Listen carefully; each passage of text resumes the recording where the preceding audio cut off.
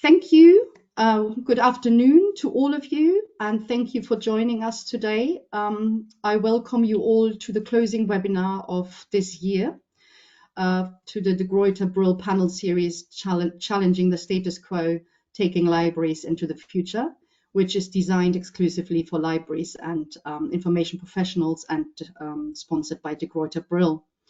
And we are very excited for today's session. We've got over 600 registrants today, so we're really excited, and we're building on last year's spirited debate about artificial intelligence as both enabler and disruptor. And today's session will highlight innovative applications and lessons from librarians who've harnessed AI creatively throughout this year. So without further ado, I would like to hand over to our moderator team, Linda and Annika Bennett from Goldleaf.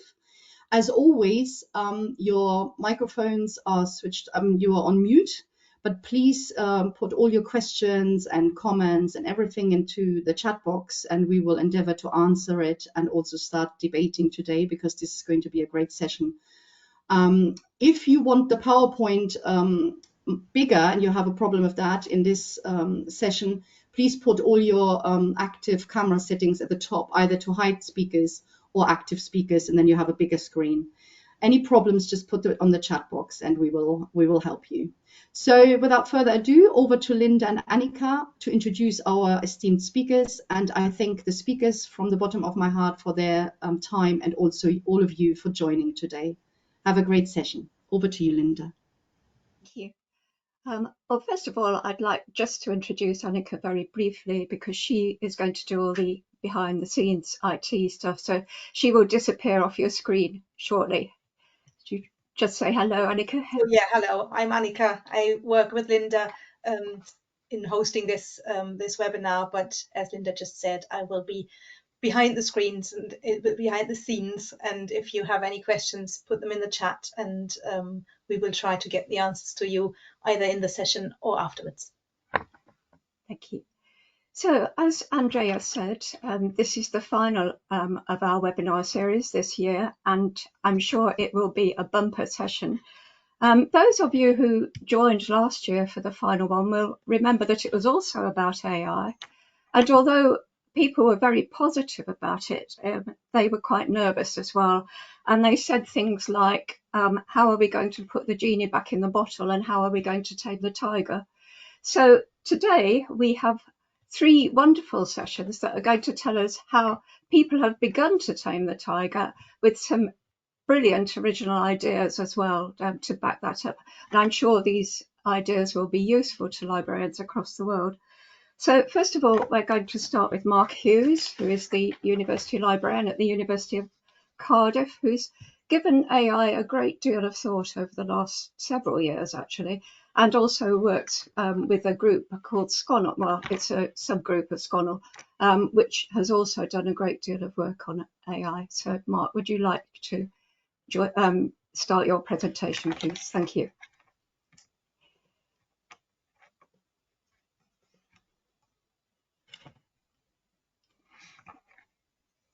Right, is that sharing?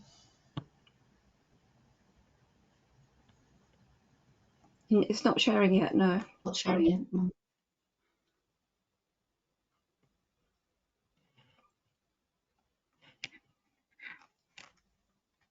I think someone needs to make me presenter.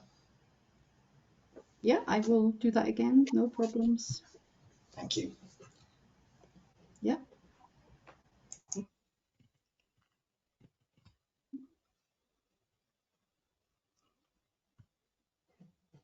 Yeah.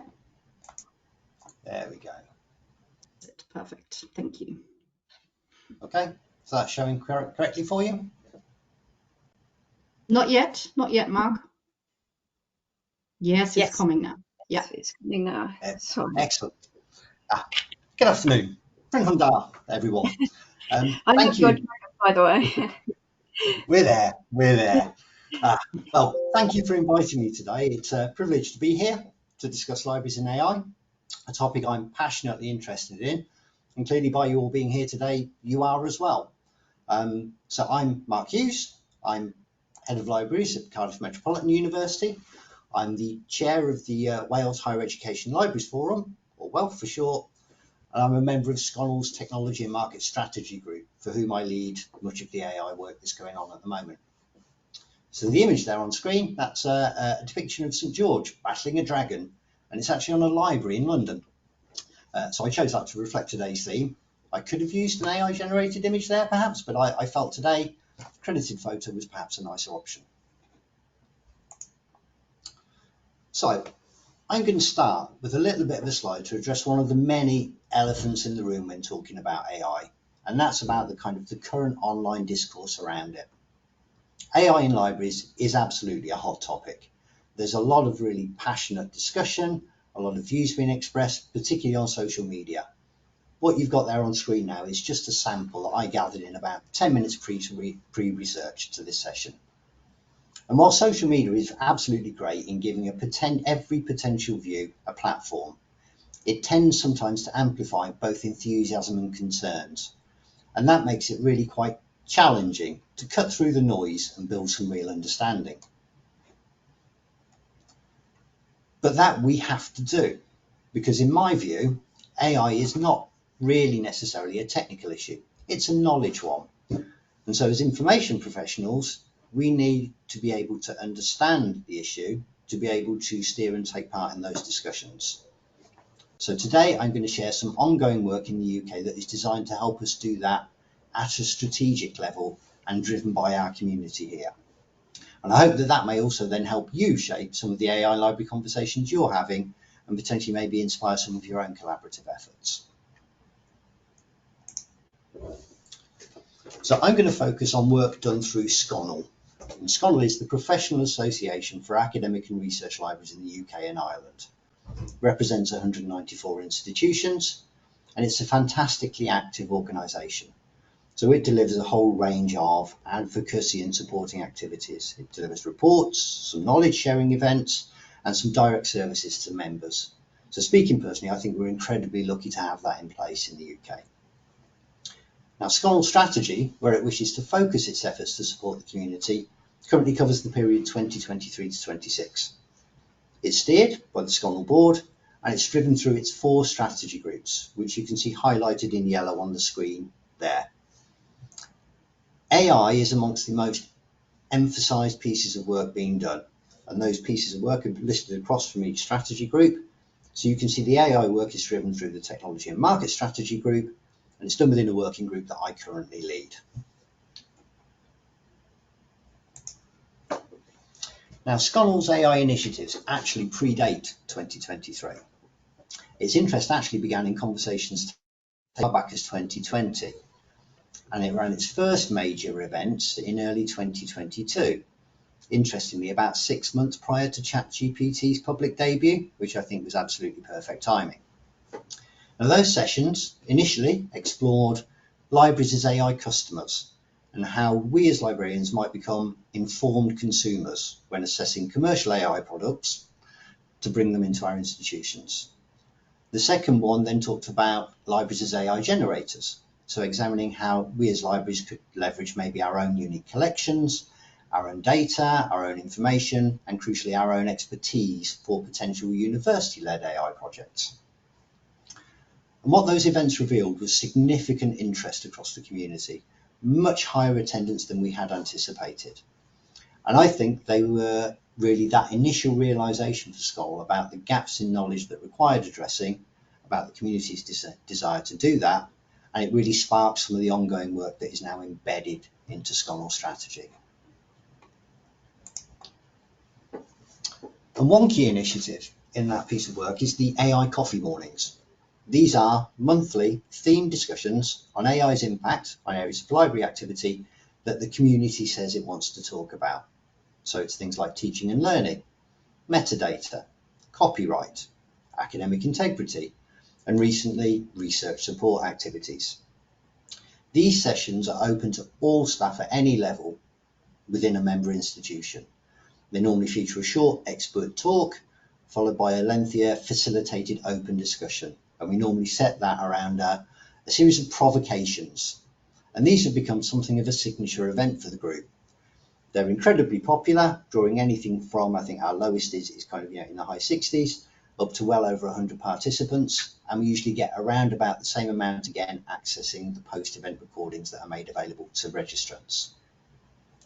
Those have been absolutely brilliant, really lively conversations to have been part of.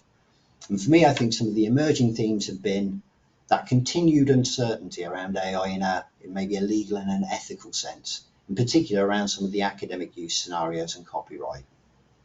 I think there is a growing acknowledgement that our students and our researchers are already out there using AI tools regularly. And actually many of them are now starting to seek guidance from libraries if and when they hit an issue.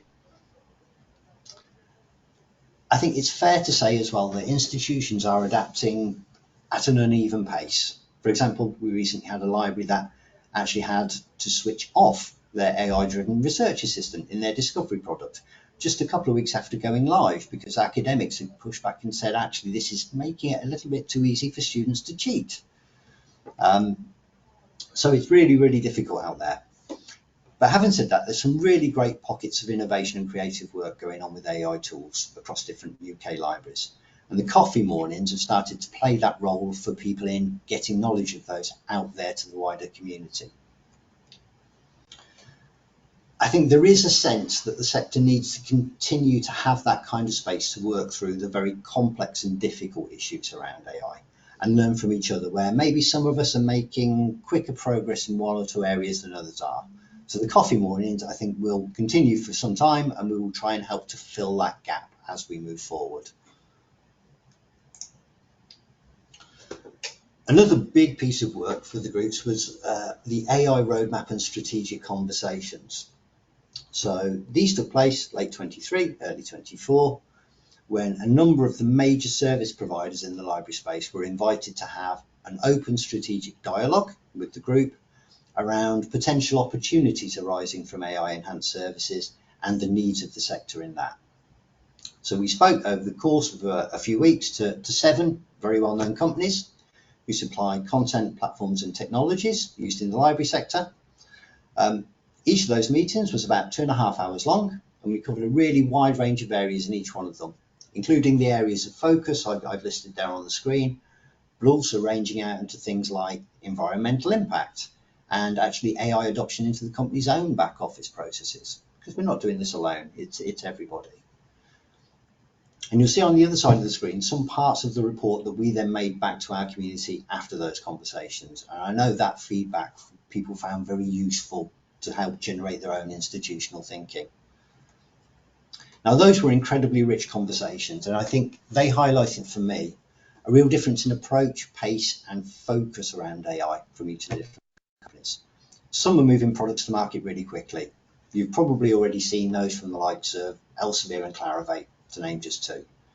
Some were focusing initially on their own work in AI integrations back office to improve services to us as their customers. Some had already set up bits of infrastructure in terms of things like AI development teams, clear codes of AI development ethics, expert advisory groups, even some environmental impact monitoring measures. Others were very much still then at the formative stages of a lot of that. And I think there were also gaps in places in the approach at that point. So, for example, there was very little clarity about business models and costs to library for AI enhanced services. I think there was also a variance in approach around some of the thinking around copyright and content reuse related issues. And that's fine, it was early days. The AI landscape, though, I think has moved on incredibly rapidly in just the 11 months since we had those conversations. And the group is very keen now to revisit all of those participants and talk about progress in the coming year. And we've also got at least one more company lined up very shortly that I'm really excited about. And I think that will add further to that kind of band of knowledge that we started to draw together.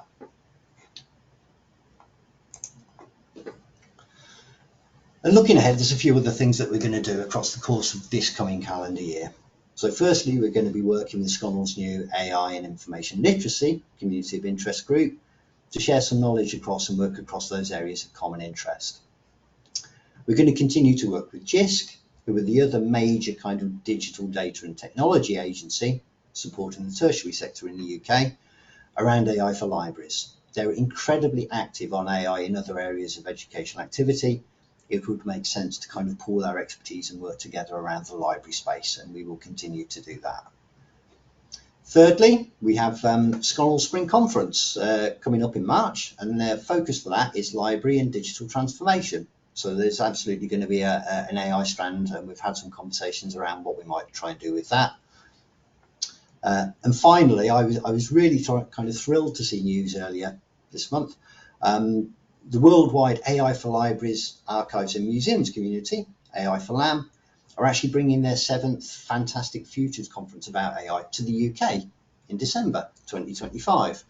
And we will absolutely plan to get in touch with the organisers there and see if Sconnell might be able to help or do something or align something with or around that event, because I think that will be fantastic. And I started with a slide about opinions and discussion, so I'm going to finish up with a little bit of I'm not sure if it's a hot take or a warm take, opinion of my own on AI, based on what I've learned over these last sort of few years. So for me, AI is 3 things. It's a disruption in terms of its impact on some very well-established social, technological, economic, and potentially some legal norms.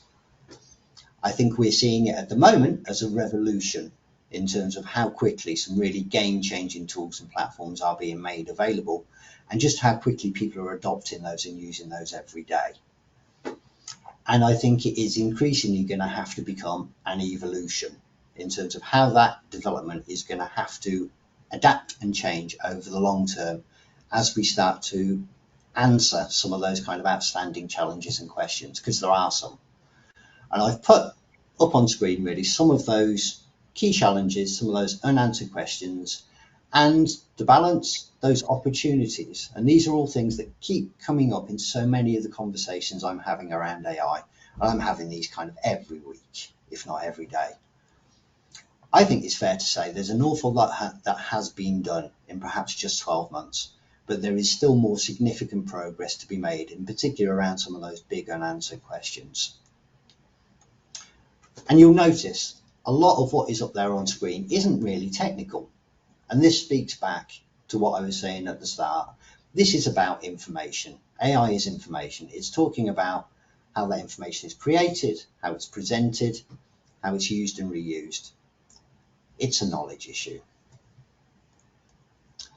And I would argue that because it's a knowledge issue, we can't sit passively back and watch as it develops. We are the information profession in this room right now. We need to get involved. We need to be at the centre and steering those conversations that answer those outstanding questions and start to drive the delivery of those opportunities. And we need to be able to support ourselves, and we need to be able to support our communities, because AI is bringing a period of rapid change, and we should be the profession that is well placed to help guide people through it. So, Diolch, thank you for listening. I know we've got a Q&A coming up. I'm very much looking forward to that. I have shared my contact details and perhaps some useful links of things that I've talked about on screen there for you as well. Mark, huge thanks for that and for setting the scene for us. It was a brilliant start. I don't think we've got any questions yet. I mean, I usually only take one question now, but I have a question for you. Have you met any insurmountable challenges? Is there anything where you thought, really, this is threatening academia and I don't know what we're going to do about it? No, I think it's interesting. Initially, there was the conversations around AI being seen as just another automated essay mill, and people were seeing it in that context. But I think we were very early able to kind of get in and talk about that. Actually, this is something different, and there is that genuine teaching and learning and research usage of AI, and actually it's incredibly beneficial if you do this in an appropriate and a particular way. So it very much kind of shifted the conversation from, this is an unanswerable challenge, let's just ban it, to let's take a look at this seriously in an academic context, because it's a game changer and it brings some challenges, but there's huge benefits for our student community. So I think I have not as yet seen anything that is insurmountable. Thank you very much. And thank you again for a brilliant presentation. We'll see you at the panel session at the end. Very much look forward to it. Thank you. Thank you. So our next speaker is Jessica Morales, who is the Associate Dean for Collections and Open Initiatives at the University of Arkansas. And I'd like to thank Jessica, first of all, for getting up very early for us to do this. Thank you, Jessica. Jessica's going to talk about an initiative that was really quite comprehensive at her university that looked at AI from all different angles. So Jessica, if you'd like to carry on, thank you. Oh, you're muted, Jessica. You're muted. Can you unmute yourself? That's it. Okay. Thank you. Thank you. Thank you, Linda, and thank you for the kind introduction. Hello, everyone. Good morning, good afternoon, maybe good evening, depending on where you are. I'm really excited to be here and to be able to discuss with all of you some of the developments that are happening at the University of Arkansas, as well as the libraries in regards to artificial intelligence. And so today, I'm going to highlight how AI has really been integrated into the universities and the libraries, and share how we are kind of transitioning from this organic growth and organic adoption and moving into more of a strategic approach. And I hope that you can all take away maybe a few tips and pointers for the process that we're going through. So I just want to begin by sharing a little bit of context about the University of Arkansas and our libraries. So we are located in Fayetteville. We are a UA system of several campuses across the state. The campus in Fayetteville is the flagship. We're an R1 institution. We are trending a bit differently from most U.S. public institutions at the moment, where we are seeing our enrollment numbers increasing. So this past year, we welcomed 33,000 students in our whole body. And this is really in thanks to some reciprocal in-state tuition programs and agreements that we have, particularly with Texas. We're also in a region of the country which has a strong economy, so we're home to corporations like Walmart, Tyson Foods, and J.B. Hunt, and you can see that influenced in the programs we offer, and you can see that influence too in some of our research. So our strategic plan is called the 150 Forward Plan, and it focuses around 3 pillars, which includes student success. And one of the things that we're thinking about is career readiness. And so, of course, AI now is playing a big part in that. Research excellence as well. And so we are putting in resources and efforts to really enhance our research efforts. And this includes the launch of a new institute, which will be opening soon, the Institute for Integrative and Innovative Research, where we're really bringing together our university and some of the local community and thinking about kind of real world solutions. And of course, we want to attract top talent and retain them too. And so working on becoming an employer of choice in the area. And the libraries are really playing a vital role to the university. So we employ over 125 individuals. This includes library faculty, staff, student workers, and we are also undergoing a major renovation, which I'm very eager to have finished. But with this renovation, we are going to introduce new services. And so we'll be launching 3D printing opportunities. We'll have an AR and VR lab, as well as podcast studios, an oral history lab. And so we're really positioning ourselves even further to be the central hub for innovation and discovery on campus. So next, I'm going to talk a little bit about some of that organic growth with AI integration that I mentioned earlier. So while AI courses have really been a part of our academic programs for quite some time, we're really starting to see some kind of more broader and more creative approaches that are being adopted across various disciplines.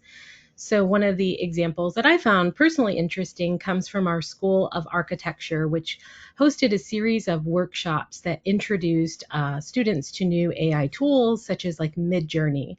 And these sessions brought forth applications that ranged from designing these large-scale environments to also designing more kind of intricate patterns or textures. And what I appreciated is these workshops demonstrated how AI can complement some of these more traditional principles that exist within design methods, and really brought it forth as a way to kind of spark new ideas rather than kind of replace somebody. Beyond the classroom, AI is also advancing in research, I think in some really exciting and impactful ways. So we are in a region that has really deep ties to the poultry industry.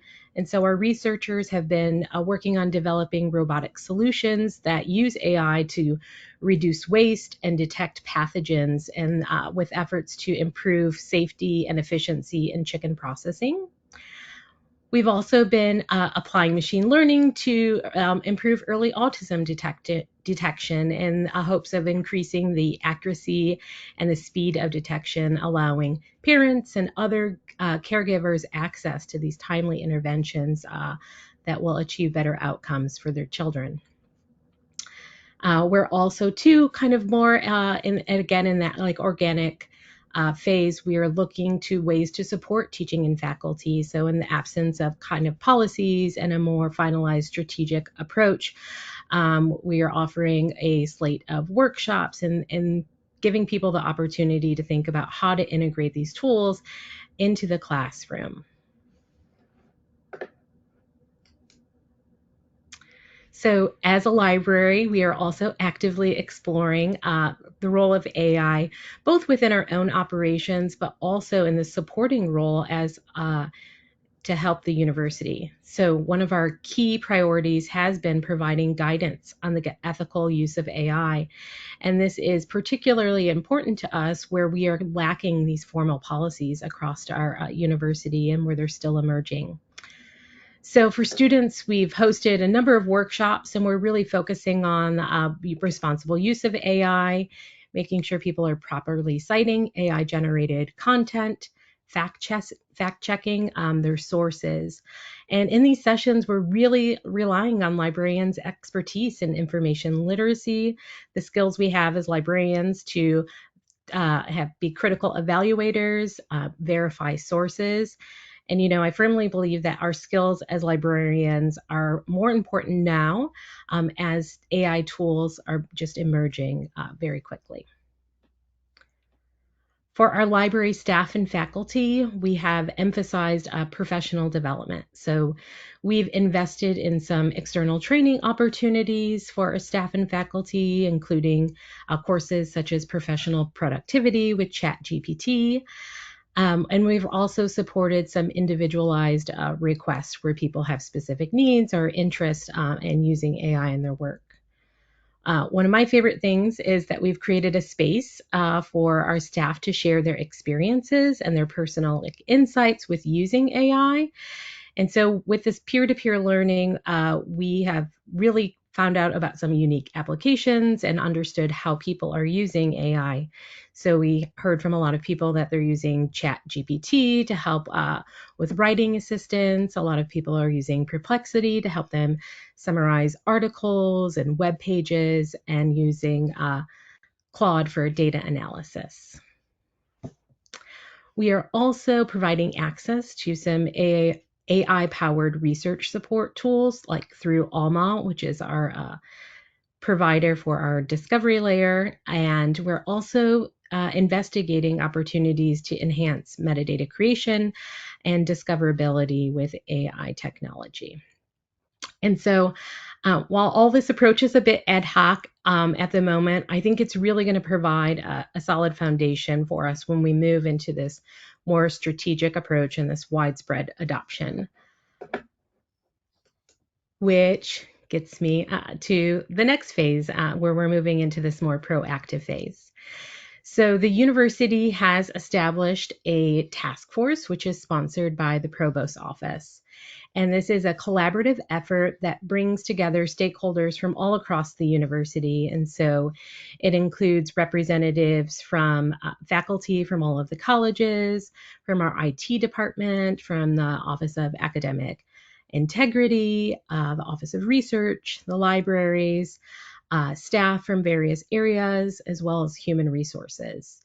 And so together we are working to prepare recommendations for the university to consider, as well as kind of laying the foundation for this implementation. And so how do we move forward from these recommendations as well? So in the interest of time, I'm not going to go through this full list of our guiding priorities, but they're here for your review afterwards. So just to share a little bit more about our process. So one of the things that we initially did was to launch a survey that was sent to our faculty and staff. And we really wanted to understand how people are currently using AI in their work and get that insight of how it's being used across various departments and disciplines.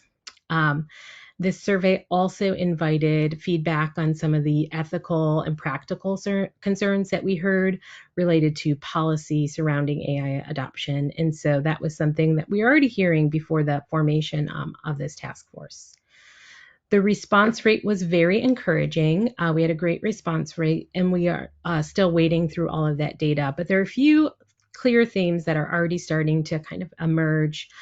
One of those is that many of the respondents indicated that a lack of education or understanding on how to use AI effectively is a barrier to them thinking about utilizing it. And similar to that is the absence of these clear policies or guidelines on how to use AI within the context of our university has also created some uncertainty and really making it difficult for people to really embrace the potential of AI.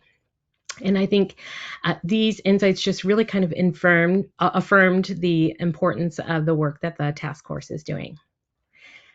And I think it can feel like we are a bit behind kind of formalizing our adoption of AI. I'm sure that we're not alone in that, but I think one of the advantages of starting at this moment in time is that we really have the benefit and the ability to learn from what other institutions have done.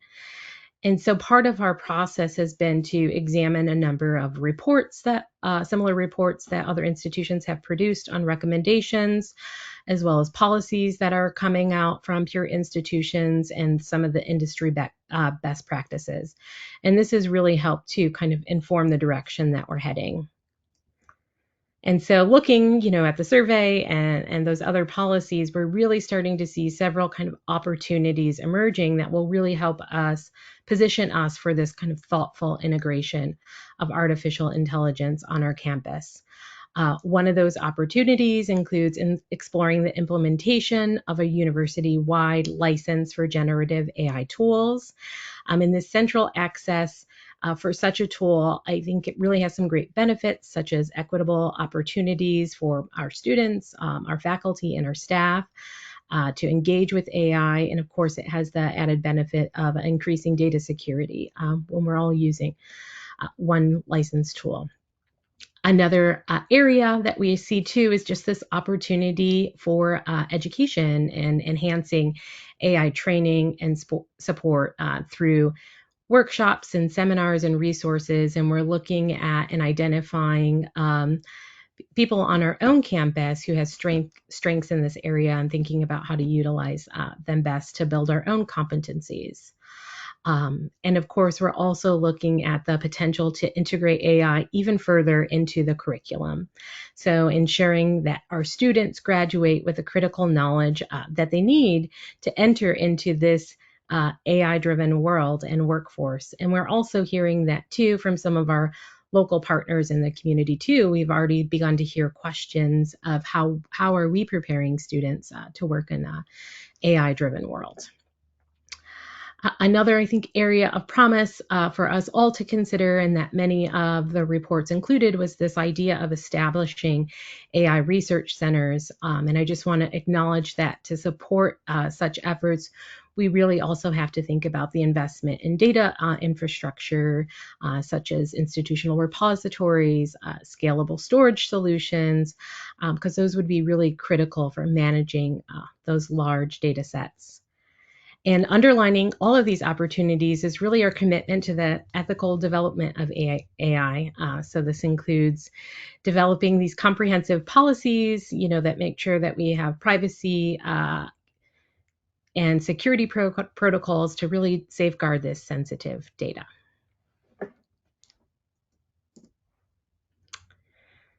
So I think thinking about all of these opportunities, librarians I think we're really uniquely positioned to lead in this area of artificial intelligence integration. We are longstanding centers for knowledge and learning and collaboration. And so I think that we're really perfectly suited to play a key role in this space. And these ideas just aren't aspirational. We're already really seeing them being informed by recent literature on this subject, which really just kind of underscores our potential in this space. So this slide includes some quotes from recent literature, and it also just includes some areas where we can be leaders. Of course, that includes the promotion of AI literacy, again, through our workshops and our training sessions, so we can really empower our patrons to understand AI technology, how they're applied, and address those ethical questions that they raise. We can also really be leaders in the space of enhancing discovery and access by implementing AI-powered services. We can also help improve metadata creation, thinking about streamlining resource discovery and providing a really more tailored user experience. And of course, we can help establish these frameworks that prioritize privacy, accessibility, and reusability.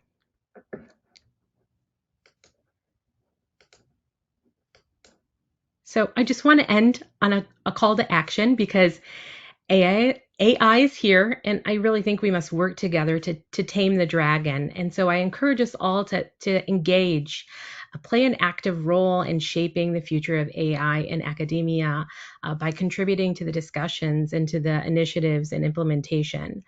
I think we really have to work together to ensure that AI is integrated in really thoughtful ways. And I encourage you all to lead within your own spheres of influence and ensure that we are champions for ethical AI practices. And here is, my slides include a list of references as well for review.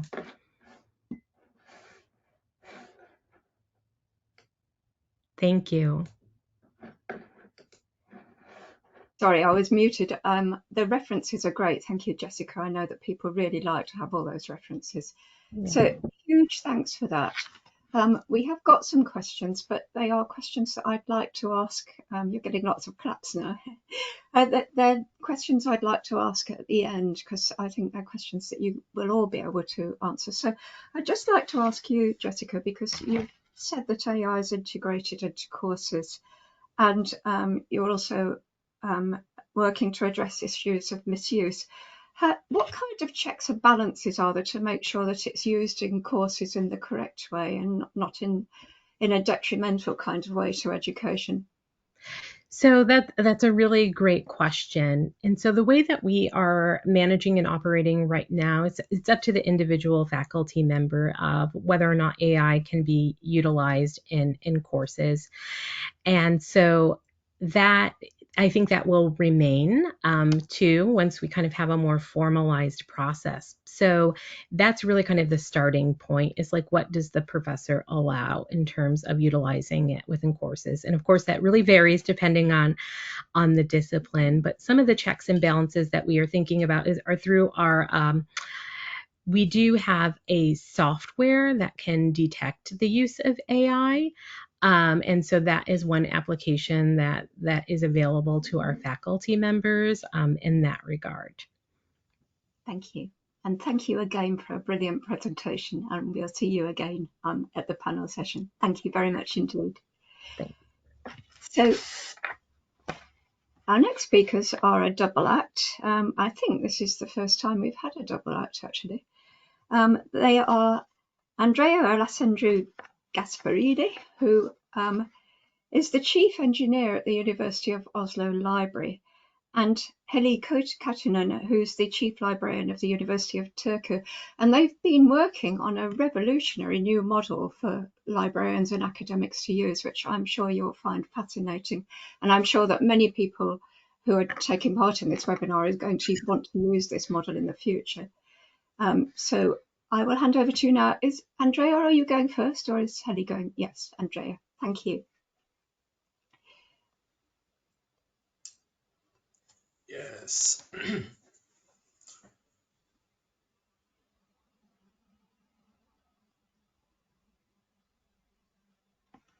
Just waiting to start presentation. Okay, I can hear you. We can hear you. Yes. Yes, It but needs to be in presentation mode. Sorry, it needs. Yeah, I'm just sorry.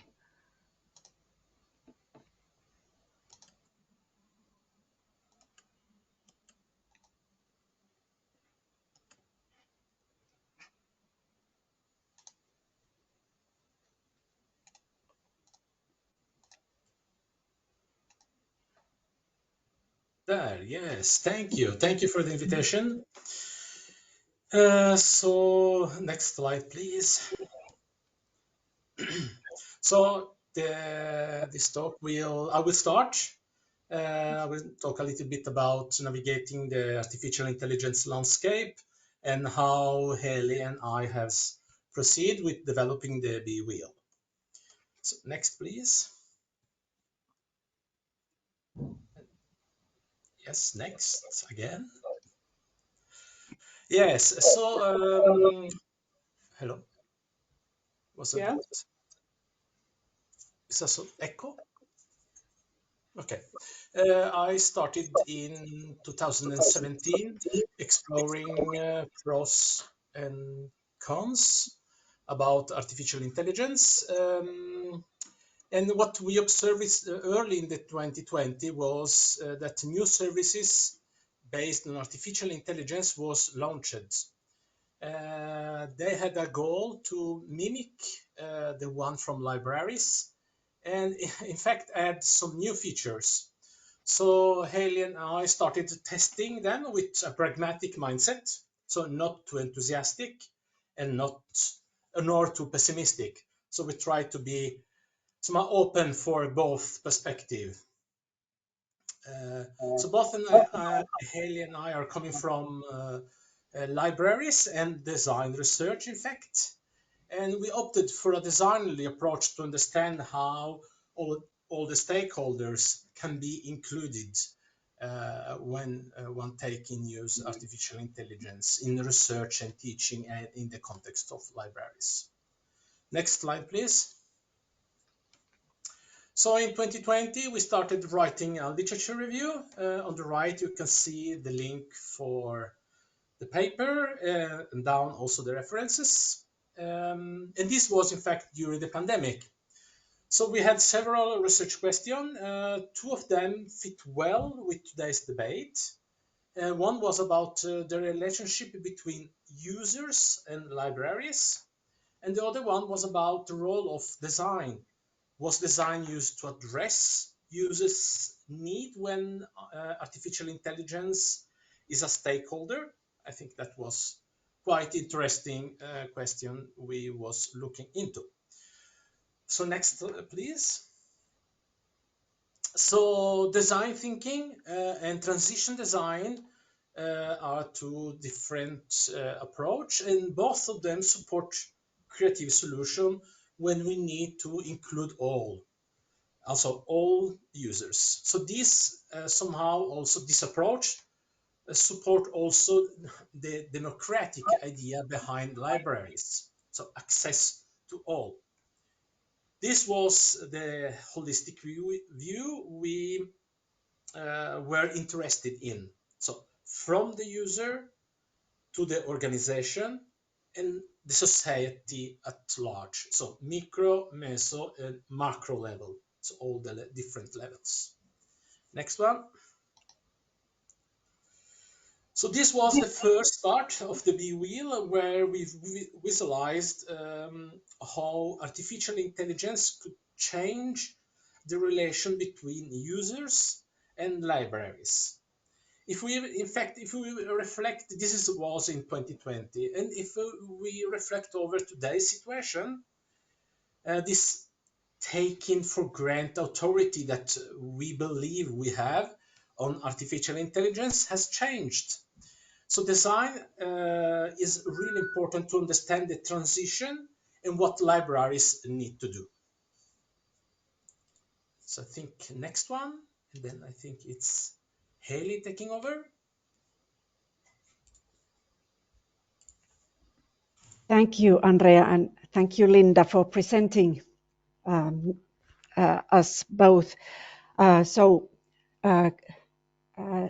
As Jessica started, I will start by saying good morning and good afternoon and almost evening here in Finland, where I'm talking.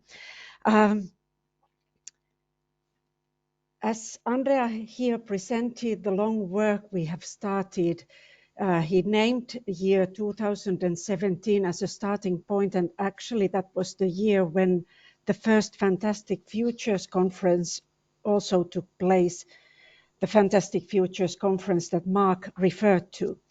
And I think that that was interestingly kind of the starting year for libraries starting to think about artificial intelligence and what does it mean.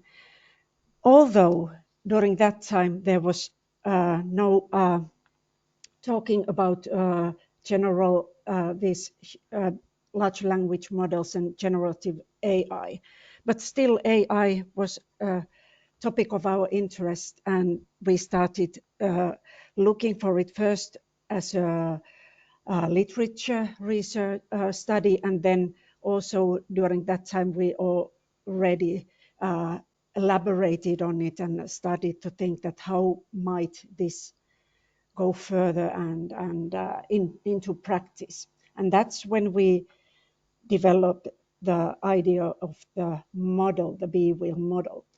Now I'm going to tell you about the 3 cases, how we have, or I have, first we and then I have introduced the model to library communities or communities in practice, and then also perhaps some conclusions about this. But I hope that all this will be a base for discussion later on. Next slide, please. The first case was already when at the time when we were still developing the model, the B-wheel model. So it was before the publication of the article of the model.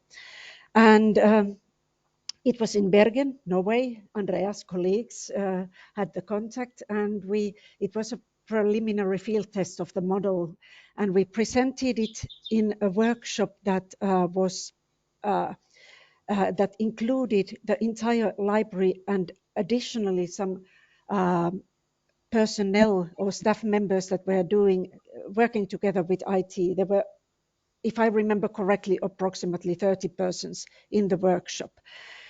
And we approached this with designerly methods, and that was before ChatGPT. And we presented the idea that actually AI can be applicable and important for all library operations, starting from metadata discovery, research services, and acquisition, and so on.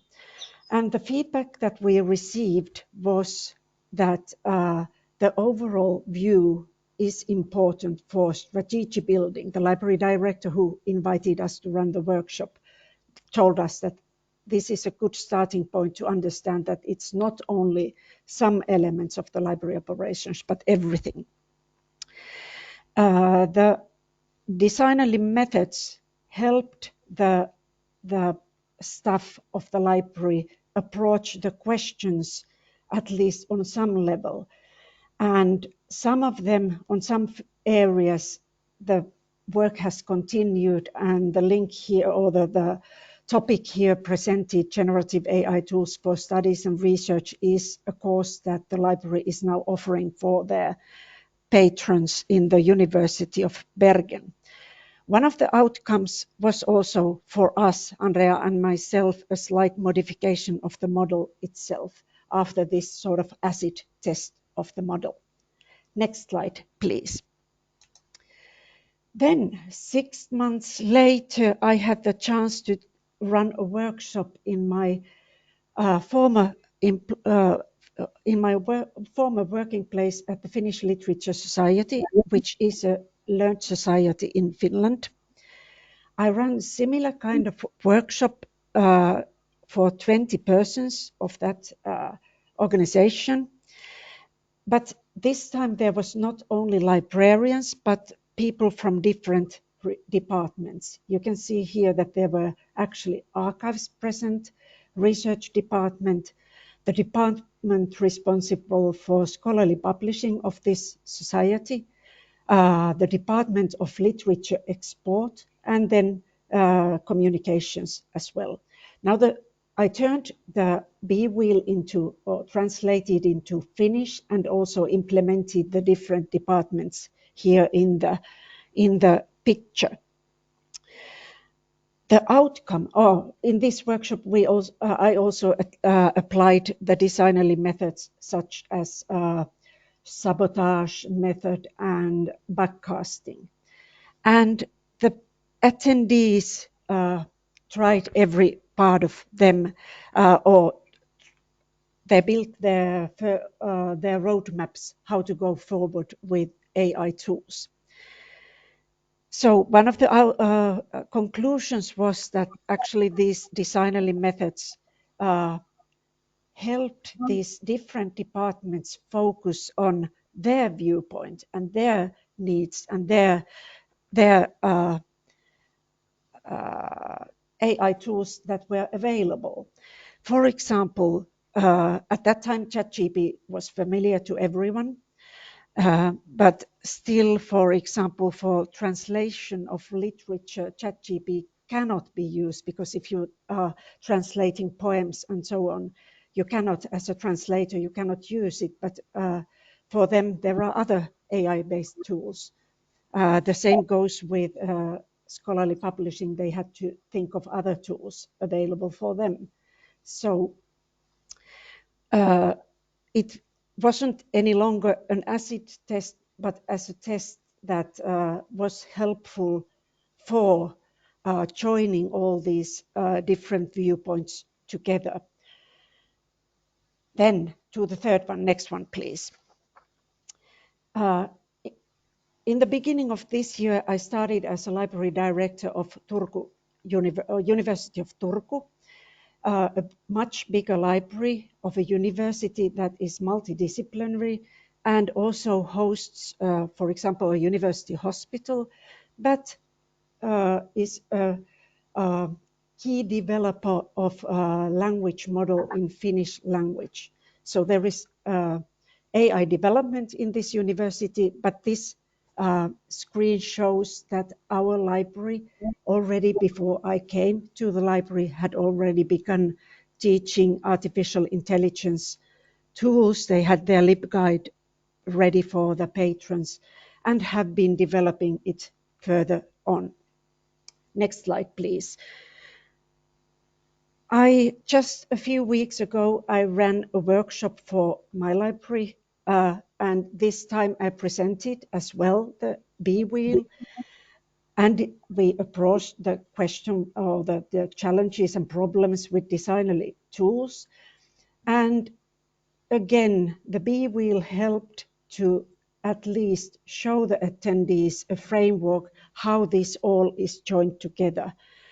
The attendees had hands-on testing of several AI tools, but what I was particularly happy about is that also those physical library or the staff that is responsible for physical library services, such as our deposit library, were drawn into the discussion and the swirl of the B wheel, and they started thinking that, well, could AI help us in stacking our deposit materials more efficiently? And that is actually the best outcome of this approach. Then I have one more slide, although I have extended our my time limit. But next slide, please. In the end, I would like to say, referring to the title of this webinar, that all of you and us who know our dragons, we know that we cannot tame the dragons. We can only outwit them with intelligence and creativity. So to think that just to be going forward, I agree with other speakers before that we have to engage with the questions, but then go on with intelligence and creativity. And then I think that on this last slide, we have some ideas for the panel discussion, and it deals with competencies and viewpoints and the question that is the data the new oil. So thank you from our part. Thank you very much indeed. I love your last point, is data the new oil. I think we might use that as a topic for a future webinar, actually. If you would all like to come back now, I'm going to go straight into the questions, and I'm going to start with an easy one, which I think is for Jessica, and that is, what kind of AI detection tool are you using? You're muted, by the way. You're all muted. Could you unmute yourself, Jessica? Yes. Thank you. I believe we're using the Turnitin application. I'd have to double check on that, but I believe it is Turnitin, which has an AI component. Thank you. That explains something to me, because someone sent me some details of a Turnitin webinar on AI, which is taking place exactly as this one takes place.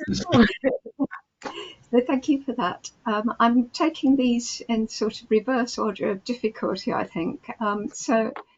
The next one is, could you give a bit more detail about how you're training people? And I'll start with Mark, please. I think in terms of our staff, so within the library, we built very early on an AI community of practice for people to kind of share. I think, Jessica, you kind of talked about something very similar in your organisation, for people to come together, share tools, share experiences, share knowledge. In terms of how we operate with our students, so we are building AI awareness into some of our academic integrity and academic skills kind of practice, and that teaching direct to students from a view of teaching them an appropriate and good use of AI in their studies, as opposed to a kind of, a thing to fix someone because they've misused it for referencing or anything. That's not the approach, a growth approach around that. And in terms of, we also hook across through our QED, our Quality Enhancement Division, certainly at Cardiff Met, in terms of some of the information around AI that then goes out to staff members here that helps them educate students. So we've got our own AI hub on our webpage. We've got our own AI Teams channels through our own internal communications. There's lots of different ways depending on who the audience you're talking to and what you're trying to say to them. Thank you very much, Mark. Jessica, do you want to add to that? Yeah, I think that we're doing something similar to Mark. We're really kind of leaning into that peer-to-peer learning, because there are just so many different AI tools that it's really hard for us to kind of find that direction of what would kind of serve us best as an entire library. And so then we're also just working on providing that opportunity for people to have more individualized training, that we're really relying on the marketplace to help us provide. And so looking at some formal workshops, often those are paid, and just looking for other opportunities. And I think that will continue to be our approach. I think where we will think about kind of more strategic training and support is as we adopt AI tools to help facilitate like research and discovery, making sure that we have a strong understanding of how those tools that we are implementing are working. This way we can engage with students and faculty so they understand things to kind of look out for. Thank you. So Andrea and Heli, you've got a different kind of training to do, haven't you? How do you train people to use the B-Wheel, and how are you disseminating it? Because I'm sure it's going to be of huge interest across the world. I can start a little bit about how at the University of Oslo Library we are approaching artificial intelligence. Is that we have somehow, like Jessica, kind of ad hoc approach, where we have thematic meetings where different staff from the library are presenting how they are testing different tools, how they try to include artificial intelligence in the teaching they have with users. But also the library is also involved with cooperation across the whole university. It's informal, but both the library IT, central IT staff is there, the university pedagogy is present. So we somehow are involved in different activities. And also, for instance, we have one big project that our library is involved with metadata, also using artificial intelligence. I think they are almost done with that project. So we try, but I think one takeaway is that we don't have still holistic strategy, but we try all the time to find the correct way. Yes, but maybe Heli can say something about the bee wheel. Okay, yes. To be honest, the bee wheel has been presented in these workshops, but I think that the most useful, I guess that our, for example, the library personnel here in Turku University, they have forgotten all about the bee wheel itself. It has more been a tool for me as a library director or my team of heads of departments to understand that the AI transformation doesn't exclude anyone. So it's included in all operations. So to how do we then educate people? So we do not, I've been just introducing the bee wheel and emphasizing the importance to everybody, showing it. But then the education is peer-to-peer education in this regard. Within our university, we have teams, we have exactly what you, Jessica and Mark, have been describing. But also I think that the national collaboration is important. We have library association groups on new technology that has been important. And also we have the Association of European Research Libraries is providing this kind of education, peer-to-peer exploration and education for all librarians. So I think that that is crucial to learn from peers from within the country and abroad, because that's how it goes. Thank you. Thank you all very much. The next question seems to me to be a huge question. I don't know if you can take a kind of high-level view of it. How is AI being used in the library for metadata enrichment and for enhancing discovery? Jessica, would you like to start with that?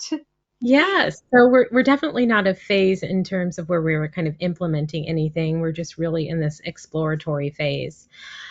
So we are a Microsoft campus, and so we partner with Microsoft, and we have a support team that helps us. And one of the things that we've done is we are engaging in conversation to kind of understand what's possible in regards to some metadata creation.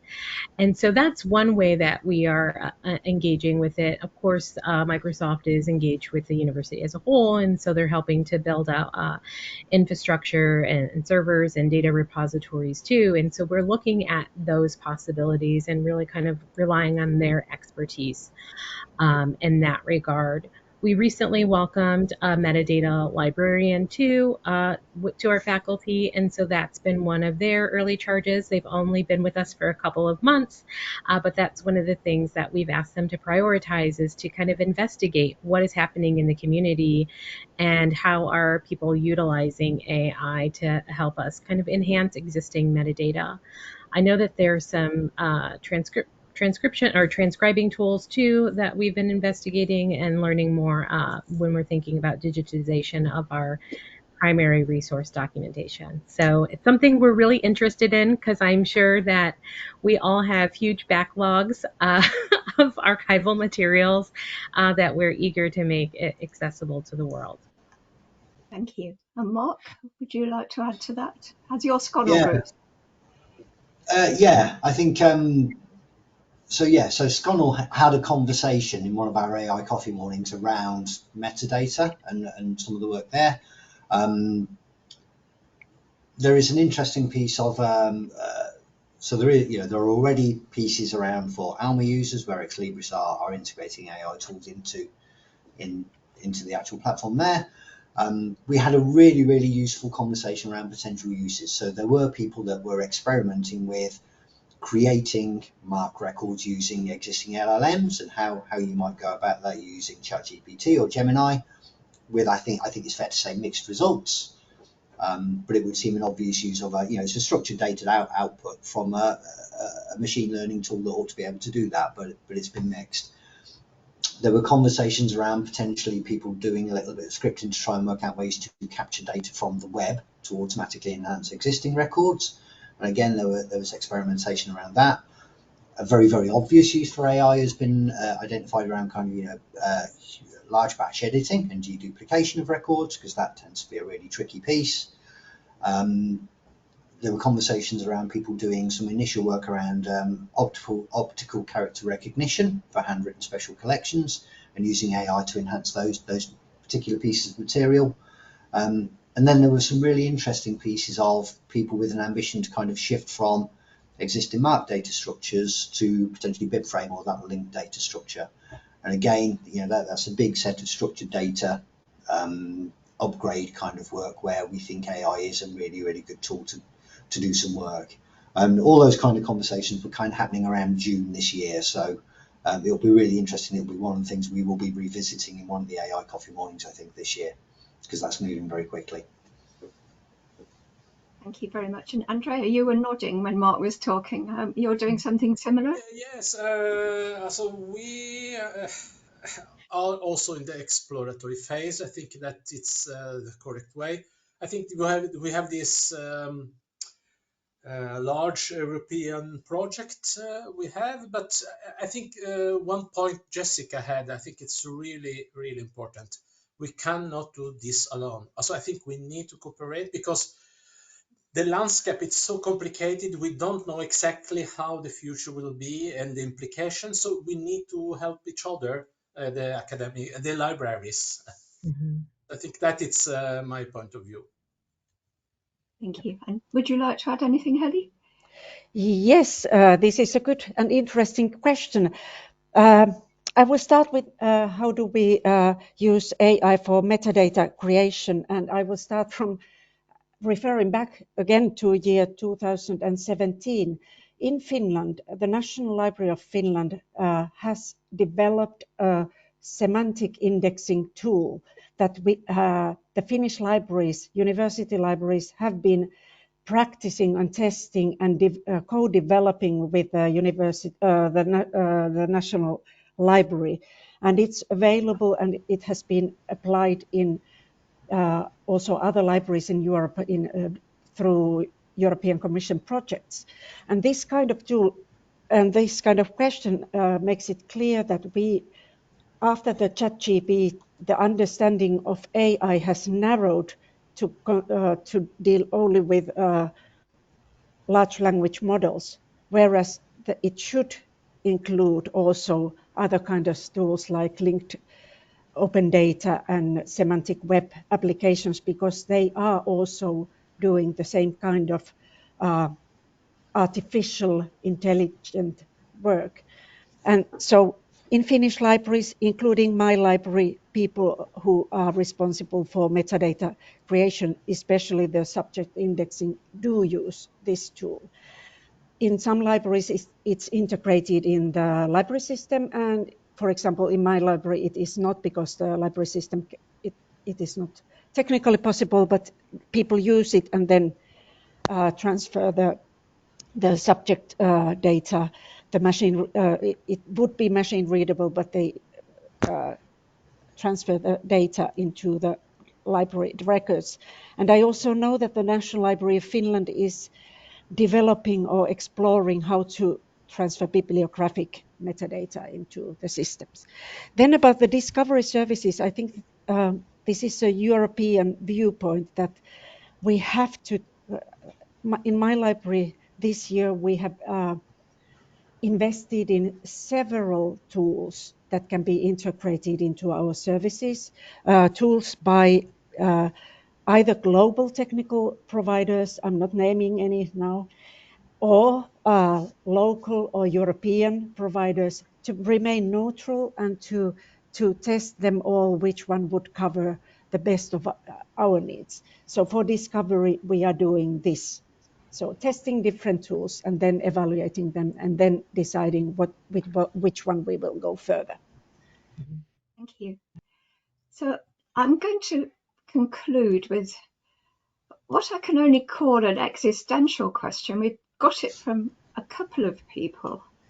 I'm only going to read out one of these because they're both very similar. But I'm deliberately finishing with this one because I think it might be a bit of a conversation stopper as well. Generative AI is trained on huge amounts of data gathered with no regards to people's privacy, regurgitates fake or biased information, lacks transparency, has no regard for intellectual property because that is how it creates art too, among other things, by training on other people's art, etc., without their knowledge or consent. It uses 10 times more power resources than a Google search in a time of climate change, so much so that AI companies are now buying nuclear power plants for themselves, plus vast amounts of water it already consumes like a small country, and it's growing exponentially. I'm not going to read any more, but actually I think the person who wrote it must have spent most of the presentations writing it, but you get the point. How do you square using it in very good ways with the fact that some people say that it's an inherently bad thing and you can't square the circle? And I'm going to start with Mark, I think. Thank you. And yeah, to be fair, I think there's some of that. I talked about, we're at early stages, and that there's a lot of this that is, quite true. I think, so I think, we are at a very early stage of a technology that is transformative in so many ways. I think it's an imperfect kind of correlation, but I would almost kind of say, I would see this as if you look at kind of, the first mass adoption of the motor car.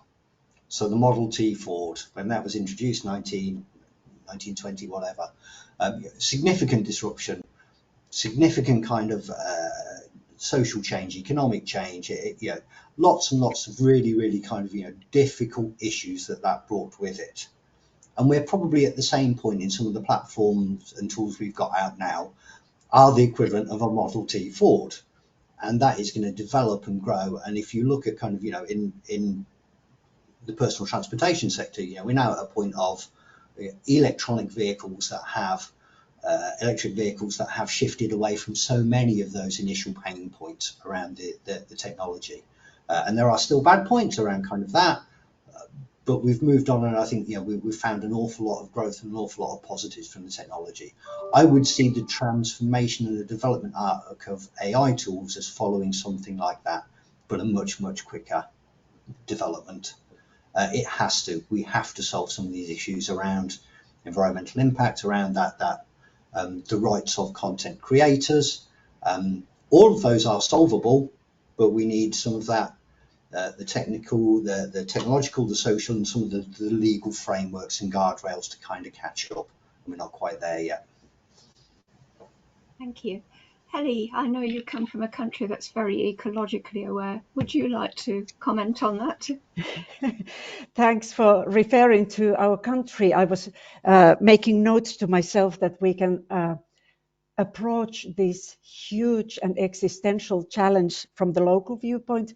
I already mentioned the Finnish language model development, and I think that is one of the solutions. Instead of relying on the big global ones that absolutely are not environmentally sustainable, they are not culturally sustainable or socially sustainable. So then, as being in a university, I would encourage everyone also to invest and explore the local solutions, because they consume so much less energy, and they, at least in the north, we have the cooling systems here for our servers in the north. Then, of course, this is a question of national, as Mark said, we need frameworks, we need norms, legislation, and so on. So it is a national and international question, and I think that in the LIBER Association, we have already started talking about this is one of the challenges of AI. How do we tackle this kind of questions? And that requires international, European and global level discussion among library professionals. So I'm encouraging all of us to engage into these also political discussions, so to say, or value-based discussions. Thank you. And Andrea?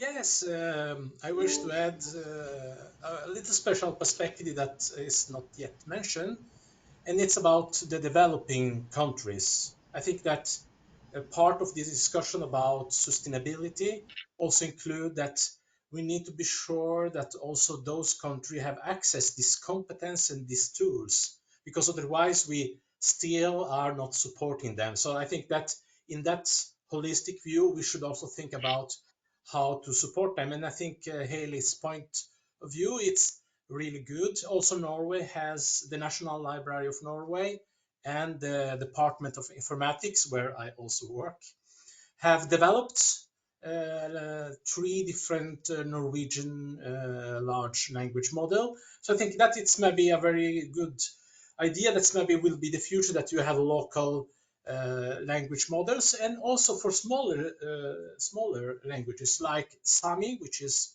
very small language that is used here in the north of both Finland, Sweden, and Norway. So we need to really be critical about the use of artificial intelligence in the future. Thank you. And Jessica, I'm going to give you the last word. Your country is kind of polarized on this, I think. Yeah, I think definitely we're polarized. When I was listening to Heli, it sounded quite dreamy and in terms of the initiatives that they're doing in such cooperative and collective ways.